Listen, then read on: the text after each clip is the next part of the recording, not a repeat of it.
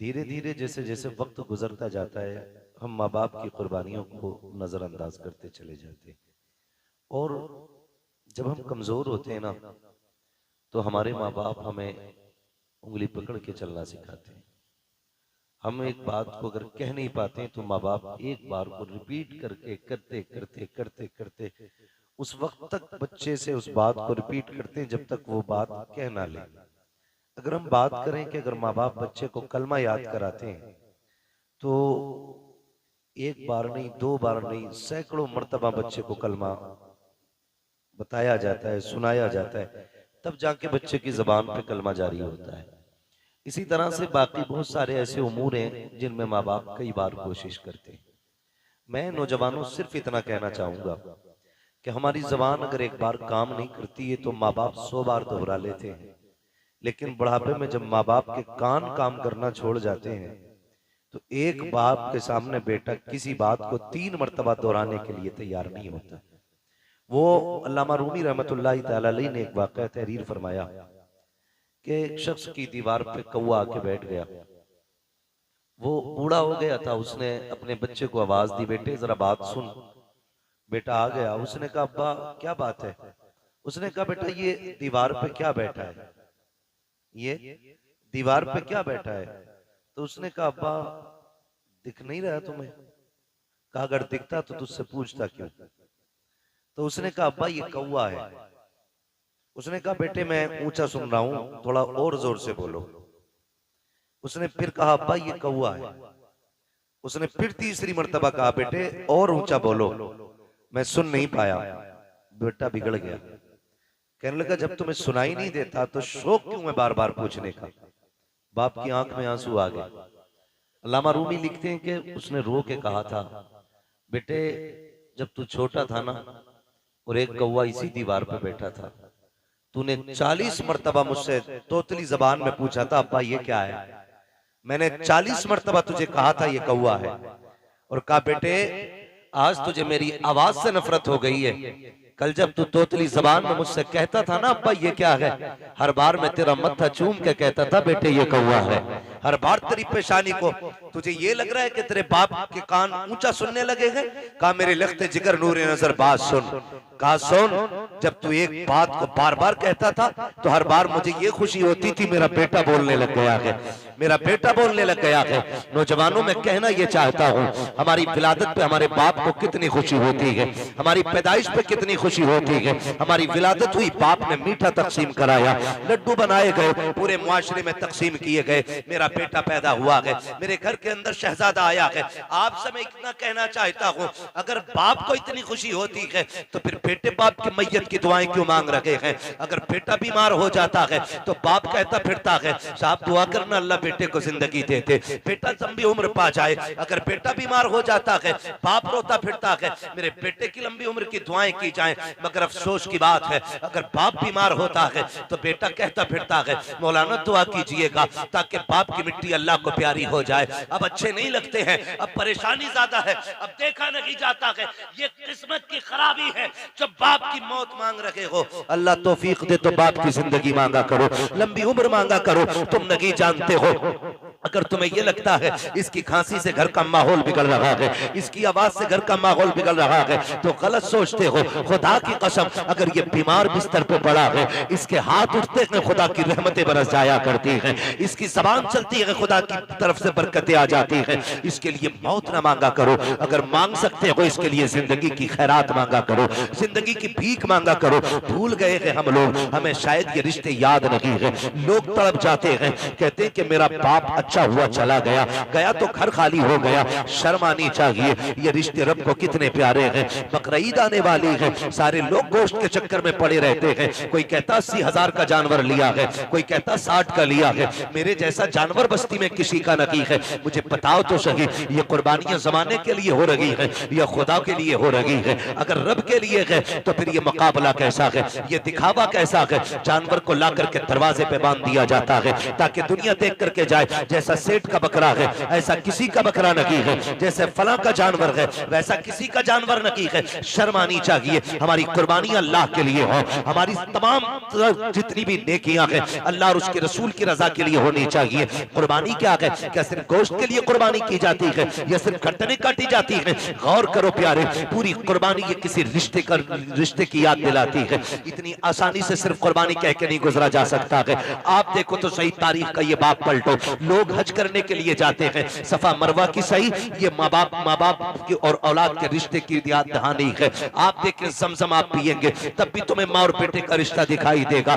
आप जाएंगे जब शैतान को कंकर मारेंगे वहां भी तुम्हें बाप बेटे का रिश्ता दिखाई देगा। जब गर्दन पे छुरी चलाते हो जानवर की, गौर से देखना वहां भी बेटे का बाप का रिश्ता नजर आएगा। ये रिश्ता कितना अजीम है रब की बारगाह में। आप गौर तो करो प्यारे, आज हम ये समझ लेते हैं क्या किया दुनिया के बाप पालते हैं, हमारे बाप ने पाला तो कौन सा बड़ा काम कर दिया। हम नादान हैं, गलत कह रहे हैं इस बात को। उनसे पूछो जिनके पास बाप का साया नहीं है, जमीन कितनी तंग नजर आती है, खुशियां कितनी महदूद हो जाती है जब सर से बाप का साया चला जाता है। खुदा की कसम अगर बाप होता है तो पता नहीं चलता जवानी कब आ गई है, और अगर बाप चला जाता है तो फिर जवानी मुश्किल से मैसर हुआ करती है। जिस उम्र में बस्ते और किताबें होनी चाहिए उस उम्र में हाथों में औजार आ जाते हैं, मैकेनिक बना दिया जाता है, होटलों के बर्तन आ जाया करते हैं। माँ बाप का न होना जिंदगी को तबाह बर्बाद कर देता है। अल्लाह ने माँ बाप जैसी दौलत दी है, नौजवानों उनकी इज्जत करना, उनकी खिदमत करना। जब तक माँ बाप होते हैं ये समझ लेना खुदा की रहमतें नाजिल होती रहती है। मैं तारीख का ये बाप पलटना चाहता हूँ। आप तारीख उठा करके देखिए, अल्लाह के खलील हजरत इब्राहिम अलैहिस्सलातु व तस्लीम, हजरत इब्राहिम की आप जिंदगी पढ़िए। आपने पूरी जिंदगी रब की बारगाह में इम्तिहानात पेश किए, क्यों ना करते? क्योंकि खलील है, अल्लाह के दोस्त हैं, कुर्बानियां पेश कर रहे हैं, इम्तिहानात की मनाजिल से गुजरते जा रहे हैं। आज जानवर कुर्बान करने की बात आती है। अभी बात बताई थी, जैसा कि कहा गया था, अभी मुफ्ती साहब ने बताया था कि जब कुर्बानी की बात आती है लोग बहाना कर देते हैं, कर्जा है नहीं कर सकते, पता नहीं है चटनी नहीं चल रही है, रोटी नहीं चल रही है। और अगर कोई बेचने लग जाए अभी 1 लाख का मोबाइल खरीद लेगा, 70,000 का मोबाइल खरीद लेगा, लेकिन कुर्बानी के लिए 3500 रुपए देते हुए कलेजे फट जाया करते हैं। तुम्हें सोचना चाहिए कुर्बानी अल्लाह की बारगाह में बहुत बड़ी इबादत है। फरमाया गया कुर्बानी के दिनों में कुर्बानी से बड़ी कोई इबादत नहीं है। अगर कुर्बानी की जगह पे आप एक सोने का ढेर भी अल्लाह की राह में खर्च कर दो तब भी अल्लाह उतना राजी नहीं होता है जितना तुम्हारी कुर्बानी से अल्लाह राजी हुआ करता है। इसमें बहाने ना बनाया करें, इसमें आप हीले तलाश करके ना निकला करें। तारीख का ये बाप पलटिए, शुक्र अदा करें अल्लाह ने जानवर की कुर्बानी मांगी है। अगर बेटे की कुर्बानी मांग लेता तो अल्लाह ने अपने खलील से बेटे की कुर्बानी मांगी, हमसे मांग लेता तो बकरा देने तैयार नहीं है। बेटे के मामले में फिर क्या होता? वो करीम है, उसने इब्राहिम खलीलुल्लाह की सुन्नत को जिंदा करने के लिए हमसे जानवर की कुर्बानी मांगी, जानवर की कुर्बानी जिंदा मांगी, जानवर की कुर्बानी मांगी है। और आप इस बात पे भी गौर करें, इस बात पे भी गौर करें, अगर आप मुसलमान हैं तो आपको आजमाया जाएगा। कहते हैं यार मुसलमान और हम पे मुसीबतें आ रही हैं। हाँ हाँ, आप मुसलमान हैं तो आप ही को आजमाया जाएगा।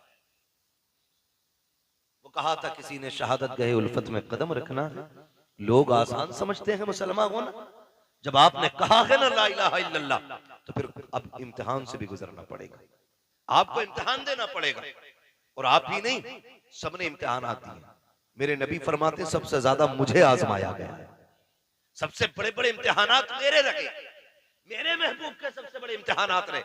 लेकिन हुजूर ने इम्तिहानों में क्या किया? तारीख गवाह है, किसी ने पत्थर मारे मेरे हुजूर ने बदले में पत्थर नहीं मारा, किसी ने सितम किए तो हुजूर ने बद्दुआ नहीं की। मक्के से निकाले गए लेकिन हुजूर ने कभी बद्दुआ के लिए हाथ नहीं उठाए, यहां तक कि ताइफ में पत्थर लगे हुजूर के हाथ उठ गए। हाल क्या था? जूतियां खून से भरी हैं, बदन कपड़े खून से शराबोर है, चेहरे से खून बह रहा है, लेकिन हाथ उठे तो यही कहा था मालिक इन्हें अजाब न देना, इन्हें बख्श दे, मालिक इन्हीं की नस्ल से दीन के अलंबरदार पैदा फरमा दे। ये हमारे हौसले हैं, ये हमारे मामलात हैं। जरा से इम्तिहानात आ जाएं, लोग को कलेजे फट जाते हैं। हम मुसलमान हैं, हम पे ये सितम हो रहा है, हम मुसलमान हैं, हम सताए जा रहे हैं, कहाँ है अल्लाह की मदद नहीं आती, कब आएगी अल्लाह की मदद। ओ भाई, इम्तिहान की घड़ियां हैं, इनको जरा संभल के पार करना है। जो इम्तिहान में पार हो जाता है, इम्तिहान पास कर जाता है, समझ लेना दुनिया भी कामयाब है, आखिरत भी कामयाब है। कैसे कैसे आजमाया जाता है, यही अल्लाह के खलील हैं। आपको कैसे आजमाया गया, जंगल में रखा गया, अल्लाह के खलील ने सब्र किया, फिर क्या किया गया, लोगों ने बहुत सताया, परेशान किया, आपने पुत तोड़े, लोग दुश्मनी पे आमादा हो गए, यहाँ तक के नारे नमरूद को तैयार किया गया।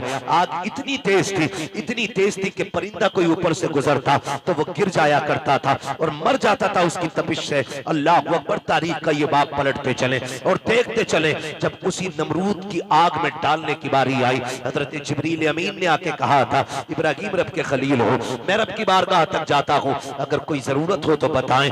आप मंजनीक के अंदर रखे हुए हैं, ये नहीं कहा था जिब्रील देखो सामने आग है, मैं मंजनीक में हूँ, कहा था कि मैं जानता हूँ, मेरा रब भी जानता है, मुझे कोई जरूरत नहीं है। कहा फिर अपने रब ही से कह दो। कहा जो सब जानता है उससे कहने की जरूरत क्या है, जिसमें वो राजी है उसमें मैं राजी हूँ।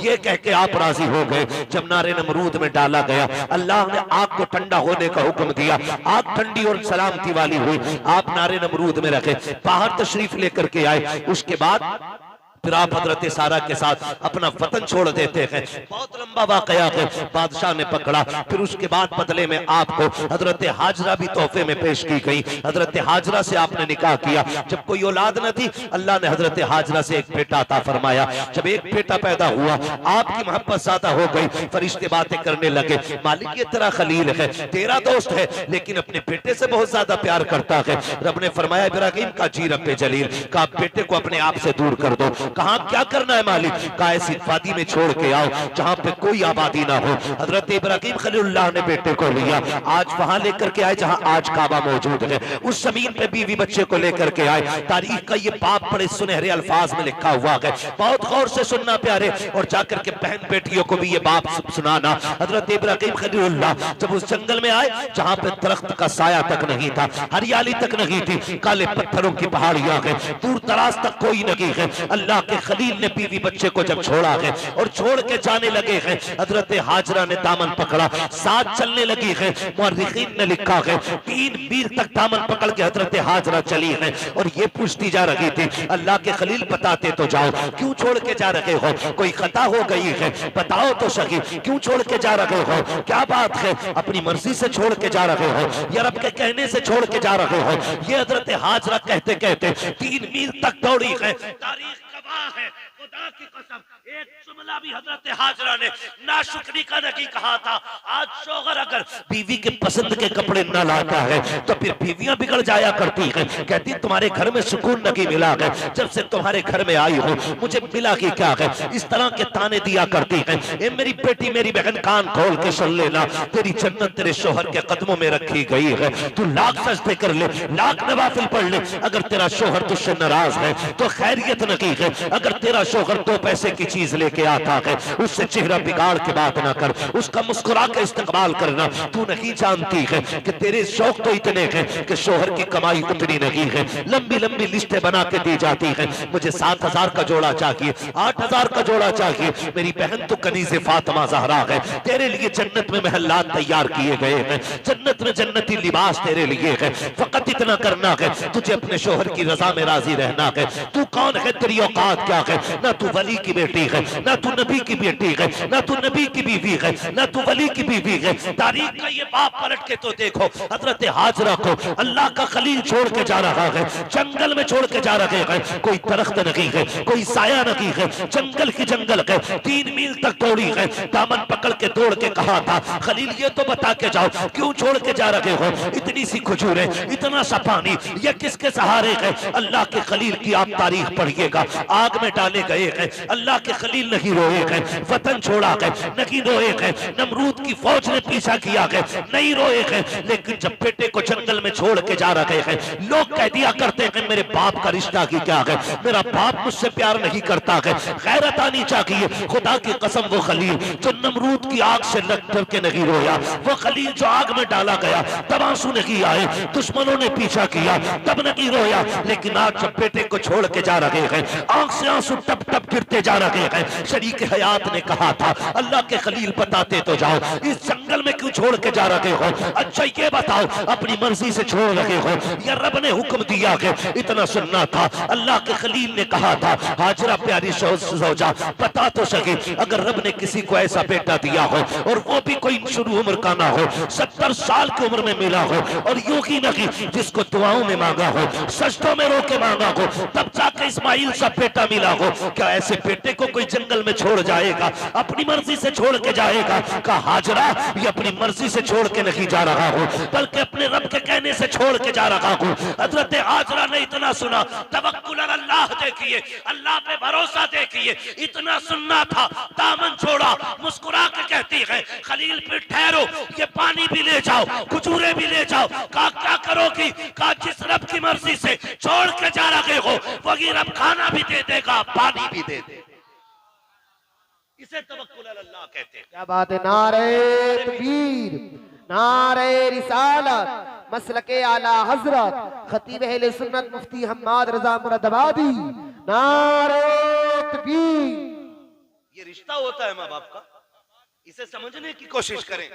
जो खलील नारे नमरूद से न रोया, वो बेटे की जुदाई पे रो दिया, वो बेटे को छोड़ते वक्त रो दिया। सोच तो सही, कैसे कह देते हो मेरा बाप प्यार नहीं करता?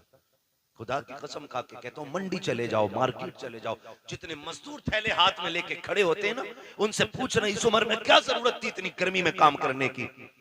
सिर्फ यही कहेगा बच्चों का पेट है, बच्चों के लिए आया। बच्चों की जरूरत है माँ बाप को मौत तक ले जाती है, और औलाद कहती है क्या किया है मेरे बाप ने,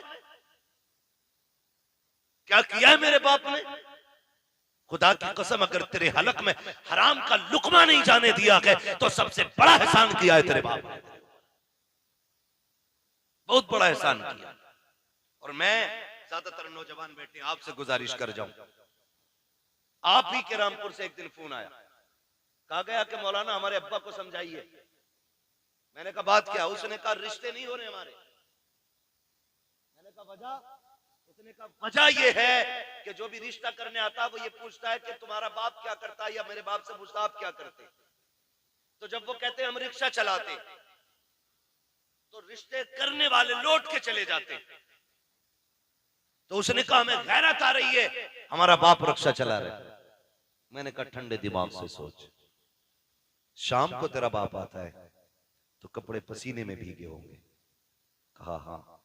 तो मैंने कहा उसके तलवे चूमा कर, वो पसीना बहा के कमा के लाता है, किसी का खून बहा के कमा के नहीं लाता है। हमारी दुनिया को हो क्या गया है? हमें करोड़पति चाहिए, चाहे दलाल हो, रिश्वतखोर हो, ब्याज लेने वाला हो, हराम की दौलत इकट्ठे करने वाला हो। ये चार चांद कब तक? जब तक मौत नहीं आ रही। जिस दिन मरोगे तो याद रखना गरीब की भी कब्र वही बनती है जहां अमीर की बनती है। फिर इतराना किस बात पर है? नौजवानों, अपने मजदूर बाप की इज्जत करना, मजदूर बाप की इज्जत करना। उसने कम से कम तुम्हें हलाल के लुक़्मे खिलाए।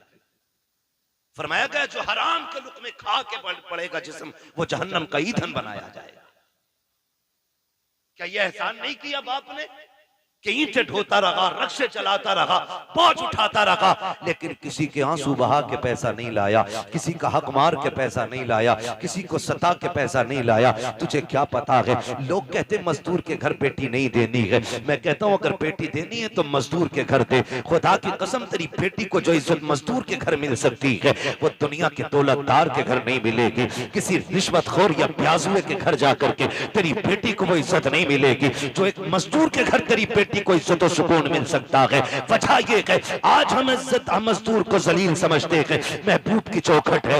एक गरीब सहाबी आए, आका करीम को सलाम पेश किया, अर्ज करते हैं या रसूल अल्लाह, आज माशरा बहुत बिगड़ता जा रहा है, क्या बात है? आका हम मजदूर डिपार्टमेंट से ताल्लुक रखते हैं, हमारी मजदूरी नहीं दी जाती है, लोग पैसा मार लेते हैं, आका हमें कई कई दिन तक धक्के दिए जाते हैं। मेरे नबी ने इतना सुना उठ के खड़े हो गए, फरमाया मुसाफा नहीं करोगे? कहते हैं या रसूल अल्लाह, हाथ ऐसे नहीं है जो आपके हाथ में दिए जा सके। क्या बात है? काका इन हाथों से मजदूरी करता हूँ, हाथों में छाले पड़े हैं, फेटे हैं, कहाँ आप जैसे आपके गुलाब जैसे हाथ, कहाँ मेरे ये सख्त हाथ? आका खैरत आती है आपके हाथ में हाथ देते हुए।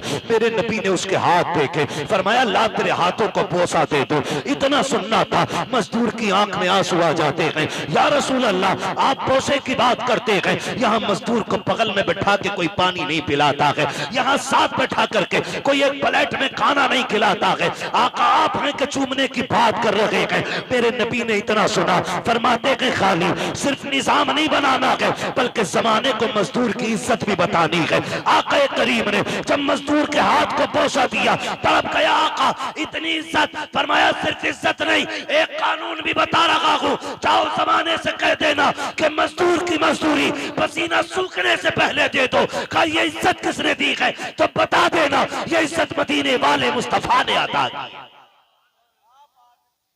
हम मजदूर को हिकारत से देखते हैं, और मेरे नबी ने फरमाया लो एक इज्जत का ताज और दे रहा हूं। हुजूर कौन सा? फरमाया अल कासिबु हबीबुल्लाह, जो मेहनत मशक्कत करके कमाएगा, कयामत में अल्लाह उसे अपने हबीबों की सफ में जगह अता फरमाएगा। तो कम से कम इतना ख्याल करें नौजवानों, हम तो अपने बाप की मेहनत का ख्याल करें। अगर ये दुनिया वाले हमें मजदूर का बेटा कहते हैं तो कहने दें, हमें उस बाप की इज्जत करनी है जिसने चौक में गालियां खा के, मजदूरी पे धक्के उठा के हमें पाला है। तुमसे तो कम से कम इतनी तवक्को होगी उस बाप को कि कोई इज्जत करे ना करे, मेरा बेटा तो इज्जत देगा ना। अगर वही औलाद उसे जलील करने लगे तो बताओ वो जी के क्या करेगा? क्या करेगा वो जी के? जब वही औलाद उससे कहती हो कि तुझे टुकड़े डालने से बेहतर है कुत्ते को टुकड़े डाल दिया जाए, क्या करेगा वो बाप जी के? उसे हार्ट अटैक नहीं आएगा? उसे हार्ट अटैक नहीं आएगा? वो रोएगा नहीं अपनी कमनसीबी पे? क्या वो भूल गया होगा उन दिनों को जब तुझे गोद में उठा के वो गली गली फिरता रहा? मुझे बताओ, तुझे सर्दियों में बुखार आया, बाप ने सारे कंबल तुझे उड़ाए, खुद ठंडी में ठिकरता हुआ मंडियों के, गलियों के, बाजारों के, हॉस्पिटलों के चक्कर लगाता रहा, खुद मर गया लेकिन बेटे को जिंदगी दे गया। लाजिम है हर बेटे पे अपने माँ बाप की इज्जत करे, अपने माँ बाप की इज्जत करे। पढ़े तारीख, आप कभी ये नहीं कह सकते अपने बाप से आपने क्या किया मेरे लिए। खुदा की कसम, जितना एक बाप कर देता बेटे के लिए, कोई तुम्हारे लिए उतना नहीं कर सकता। मैं तो चैलेंज के साथ कहता हूं, एक बाप को तोलने के लिए ना खुदा की कसम जिंदगियां कम पड़ जाएंगी, लेकिन बाप की मशक्कतों का अंदाजा नहीं लगाया जा सकता। आप नहीं जानते एक आदमी को अपना पेट पालने में कितनी मुश्किल आ सकती है। कोई मुश्किल बात है एक आदमी को पेट पालना? कोई मुश्किल बात नहीं, कोई मशक्कत भी नहीं। अकेला बंदा कहीं भी खा पी के गुजारे कर लेता है, लेकिन दुनिया भर की सहूलतें बाप औलाद के लिए उठाता है, औलाद के लिए उठाता है। बेटा पैदा हो मीठा तकसीम करता है, जवान हो जाए तो निकाह की तैयारियां करता है। हाँ, आप देखें ना मास्टर इरफान साहब, इन्होंने इतना खर्च किया। मैं कहता हूं कि अगर और इनका बेटा ना इनकी दवा के लिए सिर्फ इतना खर्च कर देना जितना आज इन्होंने किया अपने बच्चों के लिए, तो शायद बड़े सुखी रहेंगे। लेकिन हम भूल जाते हैं, हम अपने बाप की दौलत को अपनी समझते हैं, लेकिन अपनी दौलत को बाप की दौलत नहीं समझते। ये कड़वी सच्चाई। जो बाप कमाता रहा है, तुम अपनी मर्जी से फर यारों में उड़ाते रहे, फर उड़ाते रहे। अब्बा आज मेरा बर्थडे है, अब्बा आज मैं पास हुआ हूं, यारों को पार्टी देनी है। वो कैसे कमा के लाता रहा उसने तुमसे नहीं बताया। जो तुम मांगते रहे वो देता रहा। उसने बुढ़ापे में इतना कहा था, बेटे खांसी बढ़ गई है, एक सिरप चाहिए। तुमने मुंह बिगाड़ के कहा तुम्हारे खर्चे उठाऊं या औलाद के खर्चे उठाऊं? लोग कहते हैं बाप उस दिन मरा जिस दिन सांसें रुकी। मैं कहता हूं नहीं, ये तो उस दिन मर गया था जिस दिन बेटे ने हाथ रोक लिया था, उसी दिन बाप मर गया था। खुदारा बदलो अपने आप को, अपने बाप की इज्जत किया करो।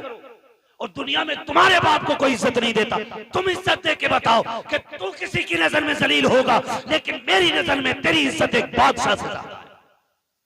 ये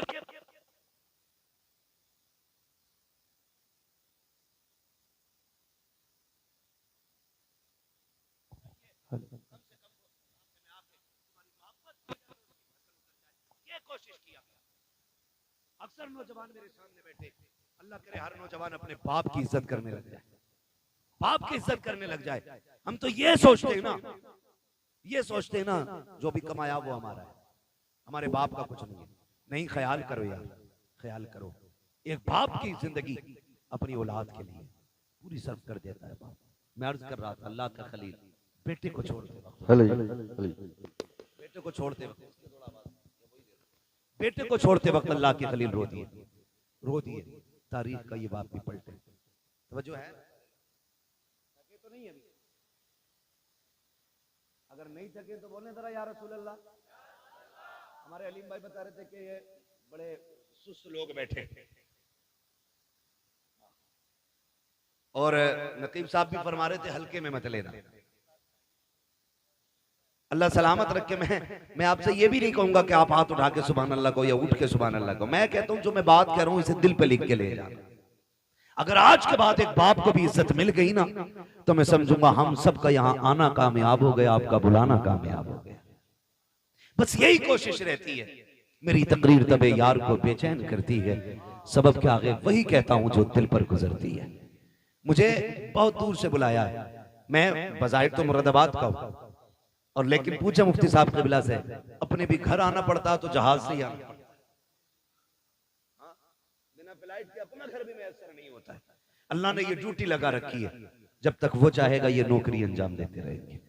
मगर आपसे इतनी गुजारिश है, इतनी मेहनत से हमारे इरफान भाई ने ये महफिल सजाई है, ये कोशिशें की हैं, आपके बैठने का इंतजाम किया है, सिर्फ इसलिए किया था कि हमारी बस्ती वालों तक दीन की कुछ बातें पहुंच जाए, दीन की कुछ बातें पहुंच जाएं। अल्लाह करे आज के बाद किसी बाप को इज्जत मिल जाए, कोई मां मुस्कुराने लग जाए, खुदा की कसम फिर समझ लेना इनका ये जो सारी कोशिशें करना है अल्लाह की बारगाह में मकबूल हो गया।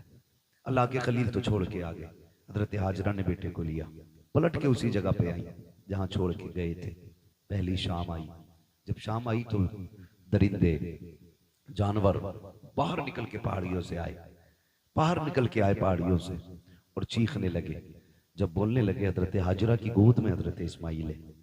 आपने ना एक खारदार लकड़ी तोड़ी दरख्त से, किसी पेड़ की कोई शाख तोड़ी और उसको आसमान में घुमाया। फिर आपने जानवरों को मुखातब करके कहा, खबरदार शर्म नहीं आती है? देख नहीं रहे हो किस पे भौंक रहे हो? मैं एक नबी की माँ हूं, एक नबी की बीवी हूं। मेरी गोद में जो लाल है कोई आम बेटा नहीं, मेरी गोद में रब का इस्माइल लेटा हुआ है, रब का इस्माइल लेटा हुआ है। का खबरदार भौंकने की जरूरत ना करना, हम पे भौंकने का मतलब है नबी की इज्जत पे भौंकना। इतना कहा, सारे जानवर पलट के चले गए, सारे चले गए। फिर वो पानी, वो खजूरें, वो सत्तू, वो क्या सब कुछ जो भी दिया था, कब तक चलना, सारे ही खत्म हो गए। जो भी ज्यादा जो भी खाने पीने का सामान था खत्म हो गया। लेकिन माँ माँ होती है। फिर वो वक्त भी आया कि माँ के सीने का दूध भी खुश्क हो गया। फिर जब बेटे ने सूखी जबान होठों पे फेरी तो माँ से देखा ना गया। तारीख गवाह है, हज करने के लिए जाओ, हुक्म होता है सफा मरवा की सही करो। मालिक ये क्या है? कहा यहाँ मेरी हाजरा दौड़ी थी। फिर क्या करना है? कहा जब तक दौड़ेगा नहीं तेरा हज पूरा नहीं होना है, तुझे दौड़ना जरूरी है। मालिक क्यों दौड़ाया गया? कहा जब जब यहाँ आके तुम दौड़ोगे ना तो तुम्हें माँ और बेटे की मोहब्बत का एहसास हो जाएगा। एक माँ ने बेटे की मोहब्बत में कितने चक्कर लगाए हैं, 7 चक्कर लगाए। माँ तो माँ होती है। बेटे को लेटाया जमीन पे, आपने एक पत्थर इधर से रखा, एक इधर से रखा, एक पत्थर ऊपर से रखा, 3 पत्थरों से बेटे का थोड़ा सा धूप का साया किया। उसके बाद दौड़ लगाई है पानी की तलाश में। आप दौड़ करके पहाड़ के सिरे पे चढ़ी है, चारों तरफ देखा, पानी नजर नहीं आया। फिर ख्याल आया मेरे बेटे को कोई जानवर न ले जाए। फिर पलट के वापस आई है, फिर बेटे की खुशकी देखी है, फिर दौड़ लगाई है। बाज मार्रिखीन ने यहाँ तक लिखा है कि 7वें चक्कर पे हजरत हाजरा गिर जाती है। अल्लाह अकबर, जब गिरी है इधर हजरत इस्माइल ने एड़ियां रगड़ी है। जब एड़ियां रगड़ी, रब ने फरमाया जिब्रील जी रब्बे जलील जल्दी कर दौड़ के जाकर के मेरे इस्माइल की एड़ियों की जगह से चश्मा जारी कर दे। तारीख गवाह है, हजरत हाजरा ने खुद को संभाला और दौड़ करके आई। क्या देखती है, जहां बेटे के पैर लग रहे थे वहां से पानी का चश्मा जारी हो गया है, चश्मा जारी हो गया है। आज दुआ के लिए तुम मियाओं के चक्कर लगाते हो, खानकाहों में डूब जाते हो। जिससे दुआ लेनी थी तुमने उससे दुआ नहीं ली। अगर तकदीर बिगड़ रही है, बरकत नहीं हो रही है, जाके माँ से दुआ ले ले। खुदा की कसम, जिसकी कहीं नहीं सुनी जाती है उसकी माँ की चौखट को सुन ली जाती है। नारे तकबीर, नारे रिसालत, मसलके आला हजरत मुफ्ती हम्माद रजा मुरादाबादी सवी अख्तर रामपुरी। नारे तकबीर। मुफ्ती साहब फरमा रहे हैं भाई ये लोग सुन रहे हैं, तो मैं तो ये समझता हूं कि अगर दिल हुजूर से लग जाए तो फिर महफिलों से लोग उठा नहीं करते। वाह वाह वाह, बहुत। हाँ, और अगर महफिल में दिल लगने लग जाए तो समझें कि हुजूर की नजर करम हो गई है, हुजूर की नजर करम हो गई है। हुजूर आपकी तरफ नजर करम फरमा चुके हैं। बस मैं आपसे इतनी गुजारिश करूंगा, फरमाया गया या अय्युहल्लज़ीना आमनू उदखुलू फिस्सिल्मी काफ़ा, ए ईमान वालों पूरे पूरे इस्लाम में दाखिल हो जाओ, पूरे पूरे दाखिल हो जाओ। अल्लाह तौफीक दे। कुर्बानी आ रही है तो सारे लोग कोशिश करें, कुर्बानी करें। जिन पर वाजिब है करेंगे इंशाअल्लाह, जिन पर वाजिब है करेंगे इंशाअल्लाह। उम्मीद है जितने नौजवान बैठे हैं, जो भी साहिब निसाब होंगे इंशाअल्लाह वो कुर्बानी जरूर करेंगे। हाँ, अल्लाह ताला हमें अपनी सच्ची मोहब्बत अता फरमाए। और थोड़ा सा ख्याल करें, एक पैगाम आखिर में चलते चलते मैं ये भी दे दूं मेरे भाई, कोशिश ये करनी है, कुर्बानी अक्सर और बेशतर हम लोगों के यहाँ होती है। होता क्या है कि हम अक्सर उनके घर गोश्त भेजते हैं जिनके घर से हमारे घर गोश्त आता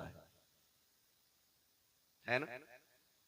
उनके घर गोश्त भेजते हैं ज्यादातर जिनके घर से हमारे घर आता है, यानी जिनके घर से हमारे घर गोश्त नहीं आता उनके घर हम गोश्त नहीं भेजते। और बात बताऊं अगली, बुरा ना मानिएगा, मैंने पहले ही कहा था, वही कहता हूं जो दिल पर गुजरती है। अगर किसी बंदे ने एक बड़े का कुर्बानी की और एक बकरे की कुर्बानी की, तो कमजोर लोगों में बड़े की बोटियां भेजी जाती हैं और बड़े लोगों में छोटे की बोटी भेजी जाती है। यही होता है ना। हाँ, कहेंगे भी नहीं हाँ, क्योंकि शर्म आती है। मैं तो ये नहीं कह रहा कि आप करते, लेकिन होता है कुछ जगह पे ऐसा। मैं आपसे ये कहूंगा यार, वो भाई अल्लाह तौफीक दे। तो पहली बात तो ये कि 4-4 बोटियां बांटने का रिवाज है, 8-8 बोटी बांट रहे हैं, कम से कम इतनी तो दो जो कम से कम एक वक्त का खाना हो जाए किसी के घर का। कुछ जगहों पे तो हजरत मसला ये है कि बकरीद के गोश्त से मुहर्रम का हलीम बनाते हैं। ये कंडीशन हमारी कौम की है। कुर्बानी के बाद ऐसा फ्रिज में पैक करते हैं कि मुहर्रम की 9 तारीख को ही निकलता। बड़े सनीचर लोग हैं भाई। डॉक्टर से पूछो तो गोश्त जितना बासी होता जाएगा ना, उतनी बीमारियां उसमें बढ़ती चली जाती हैं, और दही जितना बासी होता जाएगा उतना मुफीद होता जाता है। कई बार तो खा खा के लोग बीमार हो जाते हैं। मैं तो कहता हूं कुर्बानी की बरकत है, वरना लोग मर जाएंगे इसे खा के। कितना वक्त रह जाता है कुर्बानी से मुहर्रम तक का? 1 महीना ना, 30 दिन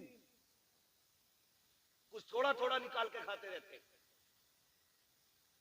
अल्लाह पे भरोसा रखो यार, जो आज दे रहा है वही आपको कल भी देगा। बोलो देगा क्या नहीं? अच्छा, आपने देखा होगा कि ये जो परिंदे उड़ते हैं रोज सुबह सुबह, शाम को जब आते हैं कुछ बचा के लाते हैं या खाली खा के आ जाते हैं? क्या करके आते हैं? बोल सकते हैं तो बोले जरा, अल्लाह ने ज़बान दी है तो। खा के आ जाते हैं ना, रख के तो नहीं लाते। अगले दिन फिर उड़ते हैं, फिर खा के आते हैं। और ताज्जुब की बात यह है कि भूखे जाते हैं और पेट भर के वापस आते हैं। का कोई खेत है, बिजनेस, मंडी। अच्छा, इतनी तपिश, इतनी गर्मी है अभी कि हर जगह पानी भी मैसर नहीं है।